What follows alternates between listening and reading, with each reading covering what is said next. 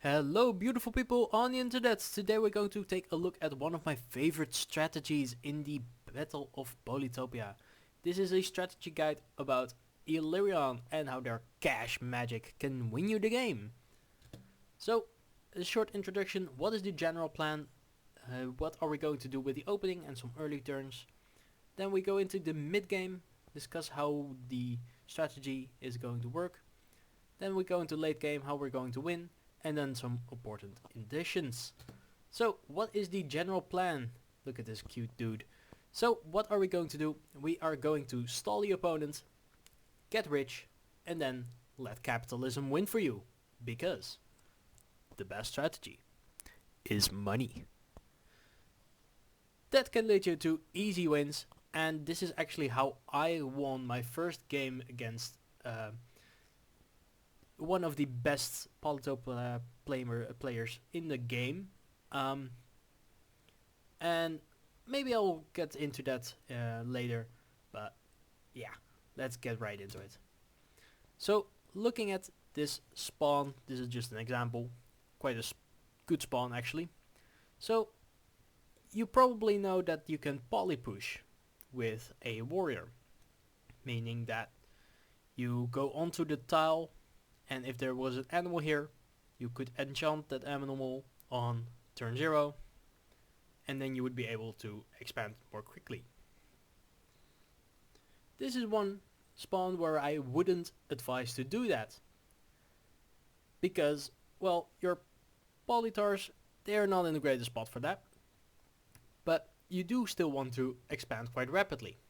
Seeing as you're not playing a turn 0 tribe, I would suggest that you instead, in this case, train a second warrior and then expand towards as many animals as you possibly can.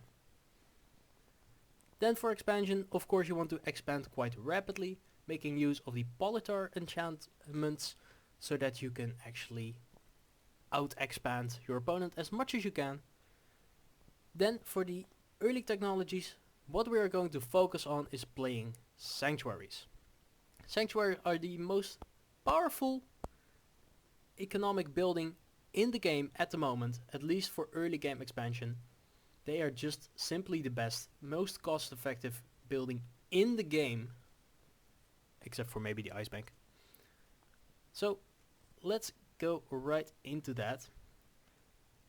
Maybe if you want or if you need to play, if you find that you can use organization for instance, you can also go with that first, but I have found that it is most often the most useful to go with the sanctuaries first time in the game.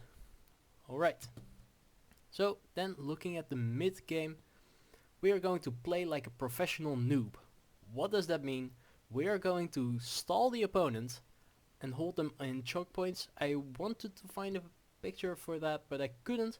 So for instance, looking at a one wide bridge, you're going to try and keep that village on that one wide stroke of land, and you're going to defend that with catapults, which you're probably going to pick up in the mid game.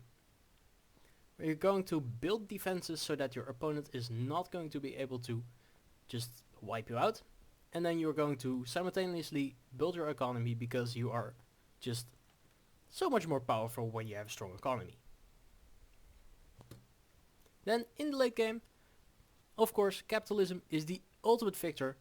So what are we going to do? We are just going to overwhelm the opponent with ships and a navy and land units, swordsmen, knights. Your opponent won't be able to overwhelm you. You're going to just simply outmuscle them. You're way stronger than them because, well, economy is so incredibly strong. Then, of course, I need you to focus on the navy, because the navy is one of the most powerful parts about the game at the moment. Of course, on Drylands map you could play this strategy, but it is way less effective than on, for instance, lakes or continents. So some extra additions. If you need other technologies, you can of course work with that. For instance, if you are getting attacked quite early on, you might be able to fend them off using archery, for instance, which will give you also a defense bonus. I've been seeing quite some people having success using archers on the new lakes map, at least the new generation. So what if you can't win? Well, of course, this strategy isn't perfect. It's great for maps on which you can like stall your opponent. But if they are going too rapidly, if they're expanding way faster than you are, especially when you're playing against tribes such as Yadak, although they've been nerfed, or Umaji, they can pretty much out-expand you easily. If you know that, it is probably wise not to go with this strategy, because it is quite slow, but it is very powerful in the late game.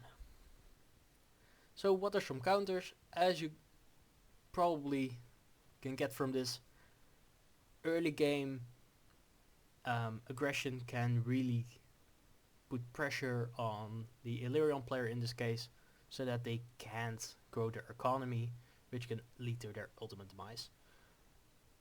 But otherwise, maybe it is just wise to build up an army against them and just smack them in the mid game, because you can probably force through some cities, and if you can get the advantage, you are going to win.